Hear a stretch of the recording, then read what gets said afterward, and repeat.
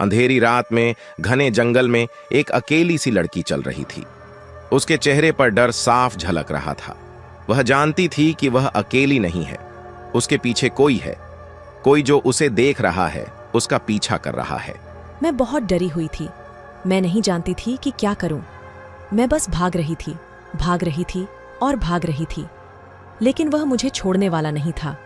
वह मेरे पीछे आ रहा था और मैं जानती थी कि वह मुझे पकड़ लेगा।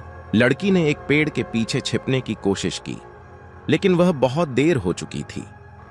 वह आदमी उसे देख चुका था। वह उसके पास आया और उसने उस पर हाथ रखा। मैंने चीखते हुए अपनी आंखें बंद कर लीं।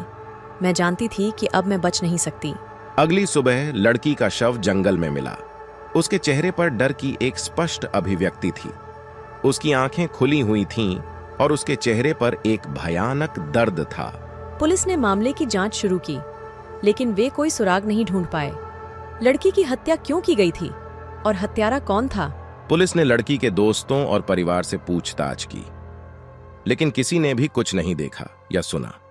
लड़की एक अकेली लड़की थी, उसके पास कोई दुश्मन नहीं था। पुलिस मामले को बंद करने वाली थी, लेकिन फिर एक और लड़की की हत्या हो गई। दूसरी लड़की भी पहले लड़की की तरह ही थी। वह अकेली थी और उसके पास कोई दुश्मन नहीं था। पुलिस को पता था कि इन हत्याओं में एक कनेक्शन था, लेकिन वे क्या था, वे इसे समझ नहीं पाए। हत्याएं जारी रहीं। एक के बाद एक अकेली लड़कियों की हत्या की गई। पुलिस दबाव में थी। उन्हें इन हत्याओं को रोकना था, लेकिन वे नहीं जानते थे कि कैसे।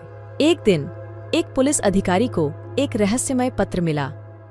पत्र में लिखा था कि हत्याएं एक अज्ञात प्राणी द्वारा की जा रही थीं। पुलिस अधिकारी ने पत्र को गंभीरता से नहीं लिया, लेकिन फिर वह खुद एक अकेली लड़की की हत्या का गवाह बन गया।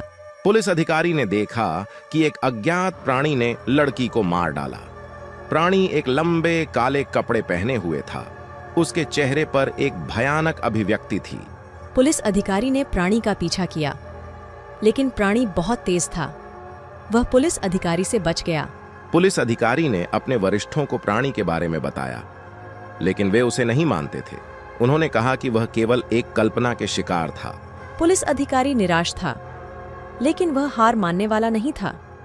वह जानता था कि प्राणी वास्तव में मौजूद था और वह उसे रोकने के लिए कुछ भी करेगा। पुलिस अधिकारी ने प्राणी के बारे में और जानने के लिए अनुसंधान करना शुरू किया। उसने पता लगाया कि प्राणी एक प्राचीन और शक्तिशाली राक्षस था। यह एक अज्ञात जंगल में रहता था। पुलिस अधिकारी ने जंगल में राक्षस की तलाश शुरू की। वह कई दिनों तक जंगल में खोजता रहा, लेकिन वह राक्षस को नहीं ढूंढ पाया। पुलिस अधिकारी थक और निराश हो गया था। वह सोच रहा था कि वह कभी भी राक्षस को नहीं मार पाएगा। लेकिन फिर एक दिन पुलिस अधिकारी को एक नया सुराग मिला। उसने एक पुराने मंदिर के खंडहरों में एक प्राचीन पांडुलिपि पाई। पांडुलिपि में एक प्राचीन मंत्र लिखा था। यह मंत्र राक्षस को मारने में सक्षम था। पुलिस अधिकारी ने मंत्र सीख लिया और फिर वह राक्षस के सामने गया। पुलिस अधिकारी और राक्षस के बीच एक भयंकर लड़ाई हुई। लड़ाई कई घंटों तक चली। अंत में पुलिस अधिकारी ने राक्षस को मार डाला। वह मंत्र का उपयोग करके राक्षस को नष्ट कर दिया। हत्याएं रुक गईं और शहर में शांति लौट आई। पुलिस अधिकारी एक नायक बन गया। उसे शहर के लोगों द्वारा सम्मानित किया गया। लेकिन पुलिस अधिकारी जानता था कि वह अकेला नहीं था जो राक्षस को मारने में मदद कर रहा था। वह एक रहस्यमय शक्ति थी जो उसे शक्ति दे रही थी।